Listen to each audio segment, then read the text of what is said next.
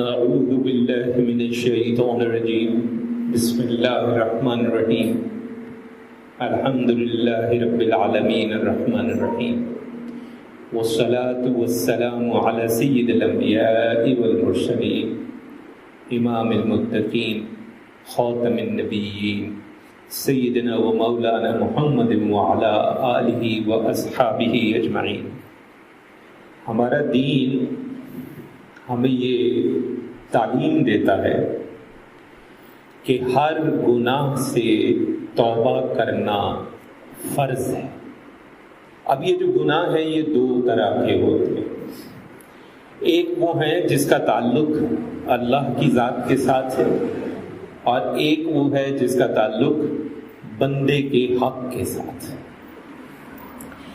اگر تو اللہ کے ساتھ اس کا تعلق ہے، اللہ کے حق کے ساتھ اس کا تعلق ہے، تو ایسی صورت میں توبہ کی 3 شرائط ہیں۔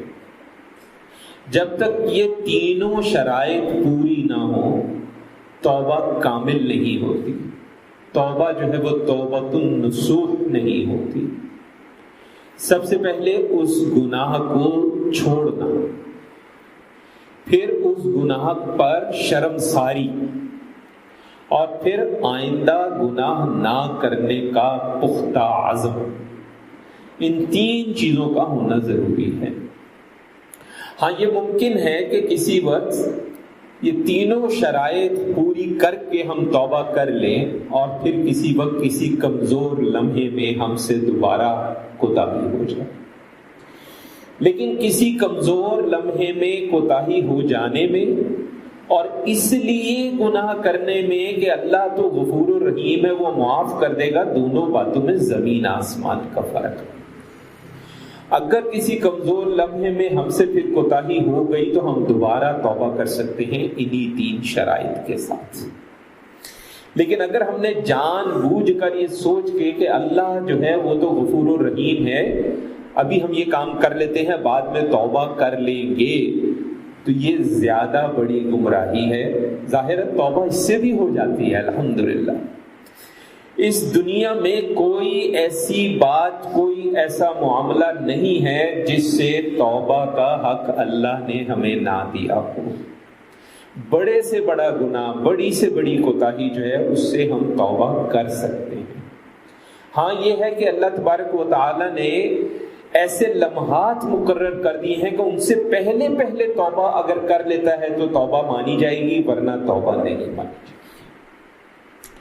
اب اللہ کے ساتھ اگر اللہ کے حق سے اس گناہ کا یہ کوتاہی کا تعلق ہے تو ہم نے کہا جی یہ 3 باتیں ایسی ہیں جن کا ہونا ضروری ہے۔ لیکن اگر بندے کا حق ہو تو ان 3 کے ساتھ ایک چوتھی شرط بھی ہے، یعنی یہ 3 تو ہیں ہی کہ ہمیں شرمساری ہونی چاہیے، آئندہ نہ کرنے کا پختہ عہد ہونا چاہیے، اور اس کے علاوہ اس کوتاہی کو، گناہ کو ترک کرنا ہے، چھوڑنا ہے۔ چوتھا یہ ہے کہ جس کے حق کا ہم نے مسئلہ کیا ہے اس کے حق سے ہمیں بری الذمہ ہونا ہے۔ بری الذمہ کیسے ہوتا ہے انسان؟ کہ اگر فرض کریں کہ ہم نے کسی کا مال کھا لیا ہے تو اس سے وہ سارا مال لوٹانا ہوگا اور اس سے معافی طلب کرنی ہوگی۔ جو بھی کسی بندے کے ساتھ ہم سے کوتاہی ہوئی ہے اس کا ہمیں کچھ نہ کچھ انتظام کرنا ہوگا۔ اچھا، اب کچھ معاملات ایسے ہوتے ہیں کہ جس کے اندر ہمیں یہ پتا ہے کہ اگر ہم نے اس شخص سے بات کی تو بہت بڑا فتنہ کھڑا ہو جائے گا اور معاملات بہت زیادہ خراب ہو جائیں گے۔ ایسی صورت میں جو ہمارے بزرگوں نے علیہم الرحمہ ہماری رہنمائی فرمائی ہے وہ یہ ہے کہ پہلی 3 شرائط پوری کی جائیں، اور کوئی ایسا معاملہ ہے جیسے مال تھا یا کوئی ایسا معاملہ ہے وہ ضرور لوٹایا جائے، اور اس کے بعد باقی تمام عمر اپنی ہر دعا میں ان لوگوں کو شامل رکھ کے اتنی ان کے حق میں دعا کی جائے کہ روز قیامت جب ان کے سامنے یہ عقدہ کھلے کہ اس شخص نے میرے لیے اتنی دعا کی ہے تو وہ اللہ تعالیٰ سے راضی ہو جائے اور وہ ہم سے بھی راضی ہو جائے۔ لیکن یہ اس صورت میں ہے جب ہمیں پتہ ہو اور پورا یقین ہو ایمان کی حد تک کہ اگر ہم نے اس سے معاملات تو ہم سدھار لیں گے کہ جی پیسے دینے تھے ہم نے نہیں دیے، پیسے دے دیے، ٹھیک ہے، لیکن ہم نے کہا کہ اگر ہم نے ان سے بات کی تو وہ تو بہت بڑا مسئلہ کھڑا ہو جائے گا، بات مار دھاڑ تک پہنچ سکتی ہے، بات گالم گلوچ تک پہنچ سکتی ہے اور مسائل کھڑے ہو سکتے ہیں. تو ایسی صورت میں پھر اس شخص کے لیے آخری وقت تک ہر دعا کے اندر بے تحاشا دعا کی جائے، اس کی ہدایت کی دعا کی جائے، اس کی بہتری کی دعا کی جائے، اس کو اس دنیا میں اللہ نواز دے، اس کو آخرت میں اللہ نواز دے، اس کو اس دنیا میں مغفرت فرما دے، اس کو آخرت میں مغفرت فرما دے. اتنی دعا کی جائے کہ روز قیامت اس کو آپ سے شکایت جو ہے وہ ختم ہو جائے. ورنہ تو یہاں تک بات درست ہے کہ اگر ہم نے کسی کی غیبت کر دی تو بھی اس سے معافی مانگنی ہوگی، کسی پہ تہمت لگا دی تو بھی اس سے معافی مانگنی ہوگی، کسی کا مال کھا لیا اس کا مال واپس بھی کرنا ہوگا اور معافی بھی مانگنی ہوگی. اب اس میں جیسا ہم نے عرض کیا کہ کبھی کبھی یہ مشکل ہو جاتا ہے، معاملہ خطرناک ہو جاتا ہے، تو ایسی صورت میں اب یہ جو توبہ کا معاملہ ہے قرآن مجید میں بھی اس کا بار بار تذکرہ ہے، توبہ اور استغفار. سورہ النور میں اللہ تبارک و تعالیٰ نے کہا ہے کہ اللہ کی بارگاہ میں توبہ کرو تاکہ تم کامیاب ہو جاؤ. اسی طرح سورہ ہود میں اللہ تعالیٰ نے فرمایا ہے کہ اپنے رب سے معافی مانگو، اس سے رجوع کرو. پھر سورہ تحریم میں اللہ تعالیٰ نے فرمایا کہ اے ایمان والو اللہ کی بارگاہ میں توبۃ النصوح کرو، یعنی خالص توبہ کرو. اس کے علاوہ پہلے بھی ایک نشست میں ہم کسی سورہ کے اندر عرض کر چکے ہیں کہ اللہ تبارک و تعالیٰ نے بڑا واضح قرآن میں ہمیں بتا دیا ہے کہ کثرت سے استغفار کرنے سے ہمارے معاملات دنیا کے بھی درست ہوتے ہیں، رزق کھلتا ہے اور ہر قسم کی رحمت اللہ تبارک و تعالیٰ کی طرف سے ہم پر نازل ہوتی ہے. اس سلسلے میں بے تحاشا احادیث مبارکہ ہیں. سب سے پہلے تو دو احادیث جن پہ بڑا غور کرنے کی ضرورت ہے. ایک ابو ہریرہ رضی اللہ تعالی عنہ سے ہے کہ حضرت صلی اللہ علیہ وسلم کو فرماتے انہوں نے سنا کہ واللہ، اللہ کی قسم، میں اللہ سے ایک دن میں 70 مرتبہ سے بھی زیادہ توبہ و استغفار کرتا ہوں.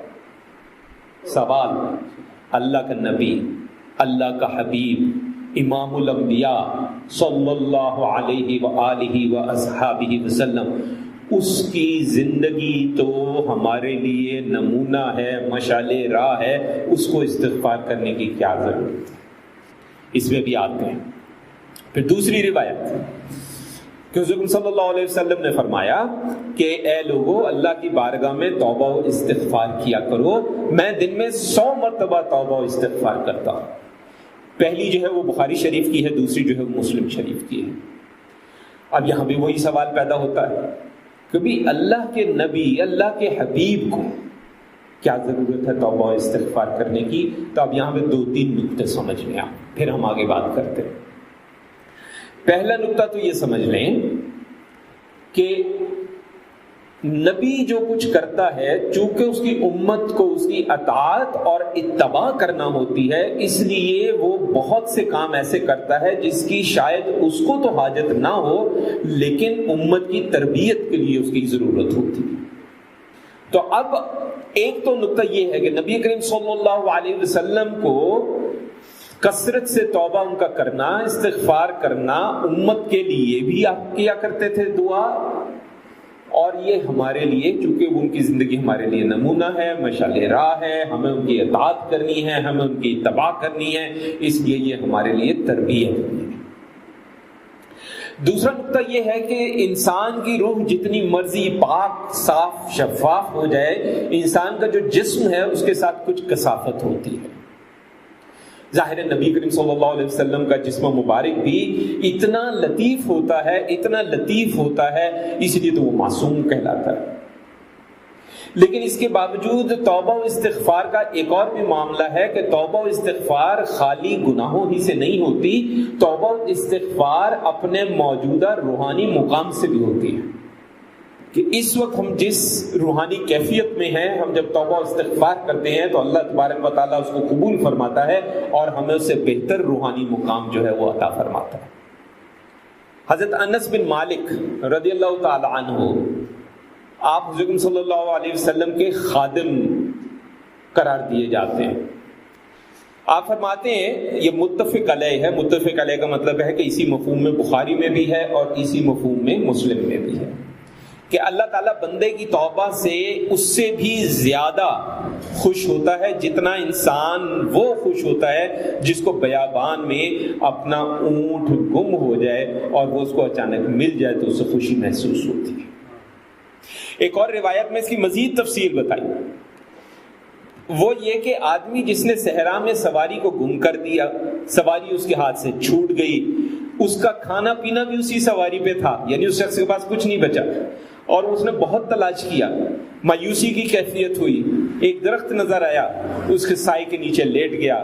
اس دوران میں اس سواری چل کر اس کے پاس آ گئی، اس نے فوراً اس کی نکیل پکڑ لی اور انتہائی خوشی میں چلا اٹھا. اب یہ جو جملہ ہے اس کو سمجھیں، یہ جملہ بظاہر کفریہ ہے لیکن حدیث کے الفاظ ہیں اور کہنے کا مطلب یہ بتایا کہ خوشی سے وہ شخص وقتی طور پہ حواس باختہ ہو گیا، اس کو سمجھ نہ لگی کہ میں نے کیا کہا ہے، تو وہ اس خوشی میں یہ اتنے غلط الفاظ کہہ گیا. لیکن وہ حدیث میں کہا گیا کہ اللہ تبارک و تعالیٰ کو اس شخص سے بھی زیادہ خوشی ہوتی ہے جب اس کا بندہ جو ہے وہ توبہ کرتا ہے. اور وہ الفاظ یہ ہیں، وہ یہ کہ یا اللہ تو میرا بندہ ہے، میں تیرا رب ہوں. استغفر اللہ. یہ کفریہ جملہ ہے، یہ کفریہ جملہ ہے، لیکن حدیث میں اس کو بیان کرنے کا مطلب یہ ہے کہ خوشی کی اتنی انتہا ہے کہ وہ ہوش گوا بیٹھا، خوشی کے معاملے اس کو سمجھ نہ لگی کہ میں نے اپنے منہ سے کیا کلمہ نکال دیا ہے. تو اگر اس حد تک بھی کوئی شخص چلا جائے تو اس کو جو خوشی ہے اس سے زیادہ خوشی اللہ تبارک و تعالیٰ کو ہوتی ہے اپنے کسی بندے کو جب وہ توبہ کرتا ہے تو اس سے. اسی طرح حضرت ابو موسیٰ عبداللہ بن قیس رضی اللہ تعالیٰ عنہ فرماتے ہیں کہ حضور اقدس صلی اللہ علیہ وسلم نے فرمایا اللہ تعالیٰ رات کو اپنا ہاتھ پھیلاتا ہے تاکہ دن میں گناہ کرنے والا رات کو توبہ کر لے، اور دن کو اپنا دست قدرت پھیلاتا ہے تاکہ رات کو گناہ کرنے والا دن کو توبہ کر لے، یہاں تک کہ مغرب سے سورج طلوع ہو جائے. یعنی وہ دن جس دن مغرب سے سورج طلوع ہوگا اس دن تک اللہ کے بندے کی توبہ قبول ہوگی. اس دن اور اس دن کے بعد کسی بندے کی توبہ قبول نہیں ہوگی. مسلم شریف کی حدیث. اسی طرح مسلم شریف میں ہے کہ ابو ہریرہ رضی اللہ تعالیٰ عنہ فرماتے ہیں کہ حضور اکرم صلی اللہ علیہ وسلم نے فرمایا جو آدمی سورج کے مغرب سے نکلنے سے پہلے پہلے توبہ کر لے گا اس کی توبہ قبول ہو جائے گی. یہ وہی بات جو ابھی ہم نے تھوڑی دیر پہلے عرض کی کہ سورج مشرق سے نکلتا ہے لیکن ایک دن آئے گا جس دن سورج نے ایک دن صرف مغرب سے نکلنا. ہمارے یہاں کچھ لوگ خاص طور پہ سائنس کا جو سہارا لیتے ہیں وہ اس قسم کی تھیوری لے کے آتے ہیں کہ جناب یہ ایکسس شفٹ ہو رہا ہے اور ابھی ایک وقت آئے گا کہ سورج آہستہ آہستہ مغرب سے نکلنا شروع ہو جائے گا. حدیث میں یہ نہیں کہا گیا کہ سورج مغرب سے نکلنا شروع ہو جائے گا، حدیث میں یہ کہا گیا کہ اس دن سورج مغرب سے نکلے گا. اب کیا اس کے بعد روز مغرب سے نکلے گا یا اگلے دن مشرق سے نکل آئے گا، یہ بحث لا یعنی ہے، اس کا کوئی مقصد نہیں ہے، کیونکہ اس دن سے بعد توبہ کسی کی قبول نہیں ہوگی. اسی طرح دوسرا موقع جس وقت تک توبہ قبول ہوتی ہے اور پھر توبہ قبول نہیں ہوتی، ابو عبد الرحمن عبداللہ بن عمر رضی اللہ تعالی عنہ صحابی ہیں. آپ فرماتے ہیں حضور اکرم صلی اللہ علیہ وسلم نے فرمایا کہ اللہ کے بندے کی توبہ اس وقت تک اللہ قبول کرتا ہے جب تک وہ عالم نزع اس پہ طاری نہ ہو جائے. تو اگر عالم نزع جو آخری وقت کی ایک کیفیت ہے جس وقت جان نکلنے لگتی ہے اس سے پہلے پہلے توبہ کر لے تو توبہ جو ہے وہ قبول ہو جاتی ہے، ورنہ اس وقت جب عالم نزع آ جائے اس کے بعد توبہ قبول نہیں ہوتی ہے. یہاں ایک نقطہ اور ذہن میں رکھیں، ہم میں سے اکثر لوگ دو معاملات بڑی زیادتی کرتے ہیں. ہمیں خود اتفاق ہوا سننے کا کہ کبھی کسی کو ہم نے کہا کہ بھائی کثرت سے استغفار کیا کرو تو اگلا کہتا ہے کیوں جناب ہم نے کیا کیا. سب سے پہلے تو کوتاہیاں گناہ نادانستگی میں بھی ہو جاتی ہیں. کئی بار سارے دن میں ہم بے تحاشا گناہ کر جاتے ہیں جن کا ہمیں ادراک نہیں ہوتا، جن کا ہمیں احساس نہیں ہوتا. یہ کہنا کہ ہم نے کیا کیا ہے یہ بذات خود بہت بڑی گستاخی ہے. اچھا، دوسرا ذہن میں رکھیں کہ یہ سوچنا کہ صرف گناہ کی صورت میں ہی ہمیں توبہ استغفار کرنا ہے، یہ ہم پہلے بھی عرض کر چکے، نہیں جناب، انسان کی روحانی ترقی کے لیے بھی توبہ استغفار کی کثرت چاہیے، اور اللہ تبارک و تعالیٰ کی رحمت کا نزول جو ہے اس کے لیے بھی کثرت کے ساتھ جو ہے وہ توبہ و استغفار چاہیے۔ دوسرا ذہن میں رکھیں کہ کئی بار ہم کثرت سے توبہ و استغفار کرتے رہتے ہیں اور ہمیں بظاہر نظر کچھ نہیں آتا آگے، تو کچھ لوگ مایوسی میں چلے جاتے ہیں، کوتاہی کرتے ہیں اور کہتے ہیں کہ جی ہماری شاید توبہ قبول نہیں ہوئی، یا کہتے ہیں کہ ہماری توبہ کیوں قبول ہوگی، ہم اتنے گناہ گار ہیں۔ یہ جناب بات بالکل غلط ہے۔ ایک تو ذہن میں رکھیں کہ اللہ تبارک و تعالیٰ توبہ قبول کرتا ہے اگر سچے دل سے توبہ کی جائے، لیکن یہ ضروری نہیں ہے کہ آپ کو اس کا کوئی، جیسے کہتے ہیں، کوئی نشانی بھی ملے کہ توبہ قبول ہو گئی ہے۔ یہ سوچنا کہ جی میں بہت گناہ گار ہوں، میری توبہ کیسے قبول ہوگی، یہ بہت بڑی کوتاہی ہے۔ اس میں بھی ایک حدیث موجود ہے، ابو سعید خدری رضی اللہ تعالیٰ عنہ فرماتے ہیں، حضور اکرم صلی اللہ علیہ وسلم نے فرمایا، تم سے پہلے لوگوں میں ایک شخص نے 99 قتل کیے تھے۔ یہ قصہ اکثر ہم نے سنا ہوا ہے، لیکن بہت کم لوگوں کو پتا ہے کہ حدیث میں ہے۔ وہ علاقے کے کسی بڑے عالم کے بارے میں پوچھتا رہا تو کسی نے اس کو ایک راہب کا بتا دیا، کیونکہ حضور صلی اللہ علیہ وسلم کی پیدائش مبارکہ سے پہلے جو تھے وہ راہب ہوا کرتے تھے پچھلے مذاہب کے اندر۔ وہ اس کے پاس پہنچا، اس نے کہا جناب میں نے 99 قتل کیے ہیں، کیا میری توبہ قبول ہو سکتی ہے؟ اس نے کہا نہیں ہو سکتی۔ اس نے کہا لو پھر 99 کیے ہیں تو 100 بھی صحیح۔ اس نے اس راہب کو بھی قتل کر دیا۔ پھر وہ آگے چلا اور اس نے پھر کسی سے پوچھا تو انہوں نے پھر کسی عالم کا بتایا، یہ اس کے پاس گیا، اس نے کہا جناب میں نے 100 قتل کیے ہیں، کیا میری توبہ قبول ہو سکتی ہے؟ اس نے کہا ہاں توبہ قبول ہو سکتی ہے۔ اللہ، یہ جملہ بڑا اہم ہے، سمجھ لیجئے، اللہ اور اس کے بندہ کے درمیان کون رکاوٹ ڈال سکتا ہے؟ کوئی چیز نہیں ایسی جو رکاوٹ ڈال سکے۔ پھر انہوں نے کہا کہ اچھا تم فلاں فلاں علاقے میں جاؤ، وہاں کچھ لوگ جو ہیں اللہ کی عبادت میں مصروف ہیں، تم ان کے ساتھ عبادت میں شامل ہو جاؤ اور واپس اپنے علاقے کی طرف مت آنا۔ اس کی وجہ یہ کہ علاقہ ہی بہت برا ہے۔ اب وہ چلا تو آدھے راستے پہ تقریباً پہنچا تھا تو اسے موت آ گئی۔ اب وہاں پہ رحمت کے فرشتے بھی آ گئے اور عذاب کے فرشتے بھی آ گئے اور دونوں میں جھگڑا ہو گیا۔ اب یہ حدیث کے الفاظ ہیں۔ رحمت کے فرشتوں نے کہا کہ اس نے دل سے توبہ کی تھی اور یہ اللہ کی طرف بھی متوجہ ہوا تھا، اللہ سے اس نے رجوع کیا تھا۔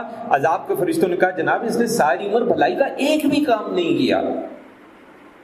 اب آپ دیکھیں، ایک بھی کام نہیں کیا الفاظ ہیں، اور دوسری طرف صرف توبہ کے بعد بھلائی کی طرف چلنا ہے اور کوئی عمل نہیں ہے اس شخص کا۔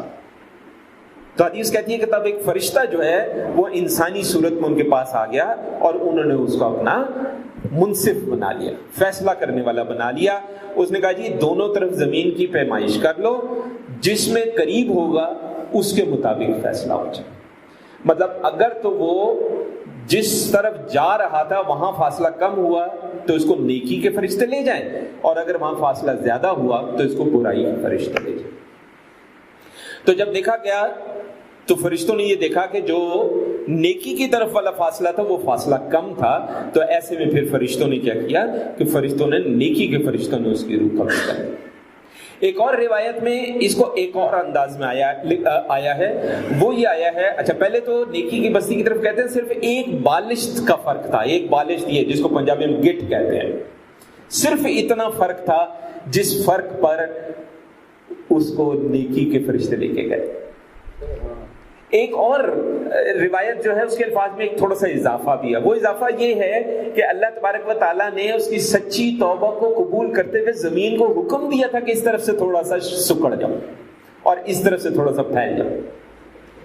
تو اللہ تبارک و تعالیٰ توبہ استغفار کرنے والے کو پسند کرتا ہے، اس کی توبہ قبول کرتا ہے اگر سچے دل سے کی جائے۔ ہاں یہ ہے کہ دیر سے دیر ہو سکتی ہے۔ ہمارے پاس ایک واقعہ ایسا بھی موجود ہے، حدیث مبارکہ میں موجود ہے اور سیرت النبی صلی اللہ علیہ وسلم میں موجود ہے کہ ایک صحابی وہ ان سے حضور صلی اللہ علیہ وسلم ناراض ہو گئے، جہاد کے پہ نکلنے کا اور تیاری کا حکم تھا، وہ تیاری میں ان سے کوتاہی ہو گئی، سستی ہو گئی اور وہ ان کے ساتھ شامل نہیں ہو سکے، اور پھر حضور صلی اللہ علیہ وسلم ناراض ہو گئے۔ آپ نے جو لوگ نہیں آئے تھے ان سب کو بلا کے واپس آ کے پوچھا، یہ غزوہ تبوک کی بات ہے، واپس آ کے پوچھا کہ بھئی تم کیوں نہیں گئے تھے؟ تو سب نے کوئی نہ کوئی جھوٹا بتا دیا، عذر کہ جناب یہ ہو گیا تھا، یہ ہو گیا تھا۔ حضرت صلی اللہ علیہ وسلم نے چھوڑ دیا ان کو، کہا کہ ٹھیک ہے، اللہ جانے تو جانے، جو اصل نیت ہے، جو دل ہے، جو باطن ہے، اللہ جانے تو جانے، ظاہری تمہارا عذر میں قبول کرتا ہوں۔ ان کی باری آئی تو انہوں نے کہا جناب میں جھوٹ نہیں بول سکتا، میرے پاس کوئی عذر نہیں ہے، میرے پاس سواریاں بھی 2 تھی، میری صحت بھی اچھی ہے، کھانے پینے کا بھی مسئلہ نہیں ہے۔ حضرت صلی اللہ علیہ وسلم نے ناراضگی کی اور معاملہ اللہ پہ چھوڑ دیا، اور ناراضگی ایسی ہوئی کہ صحابہ کرام رضوان اللہ تعالی علیہم اجمعین ان کے سلام کا جواب نہیں دیتے تھے ان کو۔ حضرت صلی اللہ علیہ وسلم کی طرف وہ دیکھتے تھے، حضرت صلی اللہ علیہ وسلم چہرہ دوسری طرف کر لیتے تھے، ایسی ناراضگی۔ انہوں نے پتہ کیا تو 2 اور صحابہ کے ساتھ یہی معاملہ تھا، یعنی کل 3 صحابہ تھے جن سے ایسی ناراضگی چل رہی تھی۔ پھر وہ بھی وقت آیا کہ حضرت صلی اللہ علیہ وسلم نے پیغام بھجوا دیا کہ اب تمہارے لیے ضروری ہے کہ تم اپنی بیویوں سے بھی علیحدہ ہو جاؤ۔ انہوں نے باقاعدہ پوچھا کہ علیحدہ ہو جائیں یا حکم ہے کہ ہم ان کو طلاق دے دیں؟ ان کا نہیں، طلاق نہیں، علیحدہ ہو جاؤ۔ ایک صحابی کی بیگم خود تشریف لے آئی، کہنے لگی حضرت صلی اللہ علیہ وسلم سے کہ میرے شوہر بہت بوڑھے ہیں، ان کی عمر زیادہ ہے، اپنا خیال نہیں رکھ سکتے، اگر میں چلی جاؤں گی تو خدمت کرنا، تو کیا آپ چاہتے ہیں کہ میں ان کی خدمت بھی نہ کروں؟ تو آپ نے کہا نہیں ٹھیک ہے، تم خدمت اس کی کرو لیکن اس سے دور رہو، یعنی تعلق نہ ہو۔ تو انہوں نے آگے سے جواب دیا کہ وہ اس بری حالت میں ہیں کہ وہ کچھ کرنے کے قابل ہی نہیں رہے، وہ ہر وقت روتے رہتے ہیں، ان کو اتنی ندامت ہے۔ اس سارے معاملے میں احادیث میں آتا ہے کہ تقریباً 50 دن گزر گئے اور اس کے بعد پھر خوشخبری آئی، یعنی اللہ نے ان کو معاف کر دیا۔ تو توبہ استغفار میں اب ہمارا انسانوں کا یہ بھی مسئلہ ہے، ساری عمر ہم گناہوں میں پڑے رہتے ہیں، اور جب توبہ استغفار کا وقت آتا ہے تو ہم کہتے ہیں بس ایک سوئچ آن ہو جائے، ابھی کریں اور بس ابھی ثبوت مل جائے گا جی معافی ہو گئی۔ جب توبہ استغفار ہوتا ہے کبھی اللہ تعالیٰ فوری معاف فرما دیتا ہے، کبھی اللہ تعالیٰ تھوڑا سا آزمائش میں ڈال کے معاف فرما دیتا ہے۔ اس لیے اس طرح کی باتیں نہیں کرنی چاہیے، اور اللہ اس پہ ایمان ہونا چاہیے کہ سچے دل سے توبہ کرنے والے کی توبہ اللہ تعالیٰ قبول کرتا ہے، اس میں کسی قسم کی کوئی دوسری رائے نہ ہے اور نہ ہونی چاہیے۔ اس کے علاوہ بہت سے معاملات ایسے ہیں جس کے اندر ہمارے صحابہ نے بڑے سخت قسم کی توبہ کی ہے۔ مثلا خاتون حضرت صلی اللہ علیہ وسلم کے پاس آ گئی اور آ کے انہوں نے خود کہہ دیا کہ یا رسول اللہ صلی اللہ علیہ وسلم، میں امید سے ہوں، میرے پیٹ میں بچہ ہے اور یہ بچہ جائز نہیں ہے، مجھ پہ حد لگائیے، خود کہا مجھ پہ حد لگائیے۔ تو آپ نے پھر کیا کیا؟ آپ نے کہا جی کسی کو ذمہ داری لگائی کہ اس کا خیال رکھو، جب بچہ ہو جائے گا تب اس کو سنسار کر دیا جائے گا۔ اب جو کچھ دیکھیں صحابہ کرام رضوان اللہ تعالیٰ علیہم اجمعین بھی بہرحال بشری صفات والے لوگ تھے، ان میں کہیں نہ کہیں تو کچھ لوگوں نے ان خاتون کے بارے میں کچھ ناگواری اور نازیبا خیالات کا اظہار کیا۔ تو حضرت صلی اللہ علیہ وسلم نے فرمایا نہ، تمہیں پتہ نہیں ہے اس نے کیسی توبہ کی ہے۔ یعنی اتنی شدید سزا ایک خاتون نے اپنے منہ سے قبول کی کہہ کر، یہ توبہ کہ اس میں آئی کہ اس نے کیسی توبہ، اگر وہ نہ کرتی ویسے بھی توبہ استغفار کثرت سے کرتی رہتی تو اللہ تعالیٰ کے ذات سے پھر بھی امید ہے اور یقین ہے کہ اللہ تعالیٰ معاف فرماتا، کیونکہ 3 شرائط جو ہیں ان شرائط کے مطابق ہونا ضروری۔ اس کے علاوہ ذہن میں یہ رکھیں کہ یہ عبداللہ بن عباس اور انس بن مالک رضوان اللہ تعالیٰ علیہ مجمعین فرماتے ہیں کہ حضرت صلی اللہ علیہ وسلم نے فرمایا کہ اگر ابن آدم کو ایک وادی سونے کی مل جائے تو وہ چاہتا ہے کہ اس کے بعد 2 وادیاں ہو جائیں۔ لالچ ہے نہیں ہمیں، اور اس کی منہ کو قبر کی مٹی ہی صرف بھر سکتی ہے اور کوئی چیز نہیں بھر سکتی، اور توبہ کرنے والے کی توبہ اللہ تعالیٰ قبول فرمائے گا، یہ بھی متفق علیہ ہے۔ تو یہ سمجھنا بڑا ضروری ہے کہ توبہ استغفار اللہ کے پسندیدہ کاموں میں سے ہے کہ اللہ کا بندہ توبہ کرے، استغفار کرے، کثرت سے کرے۔ اگر اس کو کسی کوتاہی گناہ کا ادراک نہیں ہے تب بھی کرے، اور اس ایمان کے ساتھ کرے کہ اگر اس سے کوئی دانستہ یا نادانستہ کوئی کوتاہی ہوئی ہے تو اللہ تعالیٰ اس کو معاف فرمائیں گے.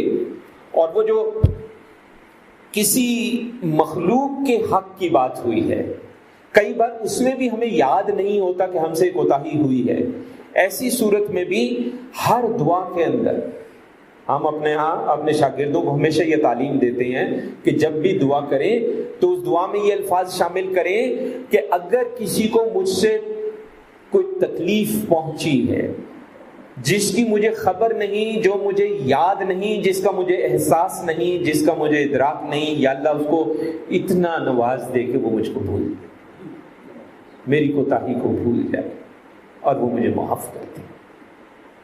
کیونکہ ضروری نہیں ہے کہ ہم سارا دن میں کیا کچھ کرتے ہیں، کس کس کو ہم نے تکلیف پہنچائی ہو، ہمیں کیا پتہ. اگر کسی کو پہنچائی ہے چلو ہمت کر کے اس کے جا کے ہم معافی بھی مانگ لیں گے، لیکن اگر کسی کو ہمیں ادراک ہی نہیں ہے کہ ہم نے کسی کو اس طرح تکلیف پہنچائی ہے تو وہاں کیا کریں. تو اس طرح کی دعائیں ہماری ہونی چاہیے جو مکمل دعائیں ہوں، جس کے اندر ہر قسم کا معاملہ جو ہے اس کا خیال رکھا جائے. اللہ تعالیٰ ہمیں توفیق عطا فرمائے کہ ہم کثرت سے توبہ استغفار کریں، اور اگر ممکن ہو تو ہر وقت چلتے پھرتے اٹھتے بیٹھتے لیٹتے سوتے جاگتے اگر ہم استغفار کی تسبیحات جاری رکھیں، اور کسی وقت باقاعدہ بیٹھ کے توجہ کے ساتھ بھی استغفار کریں دعا کے اندر، اللہ تعالیٰ انشاءاللہ اس سے ایمان کی حد تک ہمارا یہ یقین ہے کہ اللہ تعالیٰ قبول فرمائے گا اور ہمارے معاملات کو دنیا میں بھی ٹھیک کر دے گا اور آخرت میں بھی ٹھیک کر دے گا. وصلی اللہ علی خیر خلقہ سیدنا و مولانا محمد وعلی آلہ و اصحابہ اجمعین برحمتک یا ارحم الراحمین.